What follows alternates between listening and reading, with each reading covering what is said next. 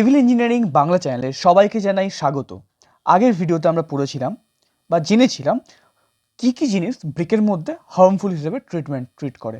আজকে আমরা জানবো ম্যানুফ্যাকচারিং ব্রিক্স। এটা খুবই বড়, এটাকে আমরা পার্ট বাই পার্ট জানবো। ম্যানুফ্যাকচারিং ব্রিক জানতে গেলে ফার্স্ট আমাদের জানতে হবে যে ব্রিক্স যখন আমরা ম্যানুফ্যাকচার করি সেখানে অ্যাজ অ্যাডিটিভস হিসেবে কী কাজ করে। আচ্ছা, অ্যাডিটিভস মানে কি? অ্যাডিটিভস মানে হলো অনুঘটক যে কিনা কোনো রিয়াকশান যে স্পিড থাকে, আমি কেমিস্ট্রি ঢুকছি না, ভয় পাবে না প্লিজ, রিয়াকশান স্পিড আপ করে, that is known as the অনুঘটক। তো ব্রিক জেনারেট করতে, ব্রিক প্রসেস করতে, ব্রিক তৈরি করতে কী অ্যাডিটিভস তৈরি হয় সেটাই আমরা জানবো। তো ফার্স্ট যে অ্যাডিটিভসটা আমরা দেখতে পাই জেনারেলি ফ্লাই অ্যাশ, আরও আছে, সব জানবো। এটা অ্যাডিটিভ হিসেবে কাজ করে। কি বলছে না, এটা তো একটা ওয়েস্ট ম্যাটেরিয়াল, ঠিক আছে। আচ্ছা, এই ফ্লাই অ্যাশের মধ্যে কি থাকে? গ্লাসি ম্যাটেরিয়াল থাকে। বেসিক্যালি এখানে থাকে সিলিকনস থাকে, ঠিক আছে। সিলিকনস তুমি অ্যাড করছো, আবার ফ্লাই অ্যাশটাতে আরও বেশি করে সিলিকন অ্যাড করছো, ঠিক আছে। আর কি থাকে না, আর থাকে স্যান্ডি লোম থাকে। এগুলোতে শর্ট কোয়েশ্চেন আছে যে অ্যাডিটিভ হিসেবে কী ইউজ করা হয়।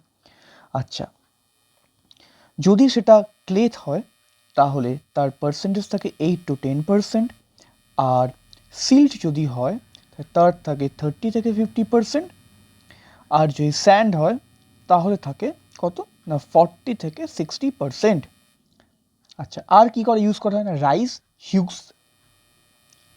রাইস হাস্ক অ্যাশ ইউজ করা হয়, ঠিক আছে না। এইটা কি করে? কার্বন কন্টেন্টকে রিপ্লেস করে। কতটা থাকে না 3 থেকে 5%-এর মতো জেনারেলি দেওয়া হয়। আর কি থাকে না, ব্যাসল্ট স্টোন ডাস্ট থাকে। কি থাকে? ব্যাসল্ট স্টোন ডাস্টও অনেকে ইউজ করে for impart the strength. Basalt মানে গ্রানাইট, মানে ওই প্লুটোনিক রক, তো এটা জেনারেলি স্ট্রেংথ জেনারেট করতে সাহায্য করে। তো এই হলো বেসিক্স কিছু অ্যাডিটিভস।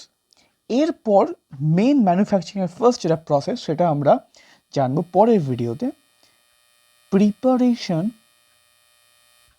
Of brick art. মানে কী করে একটা ব্রিক তৈরি করতে গেলে তার যে ব্রিকের যে মাটিটা থাকে সেটাকে প্রিপেয়ার করতে হয়, ঠিক আছে। তো এটা একটা ছোট ভিডিও ছিল, এখান থেকে জেনারেলি শর্ট কোয়েশ্চেন আসে। মনে হয় না কারোর কোনো ডাউট আছে? যদি ডাউট থাকে অবশ্যই আমাকে কিন্তু জিজ্ঞাসা করো কমেন্টে।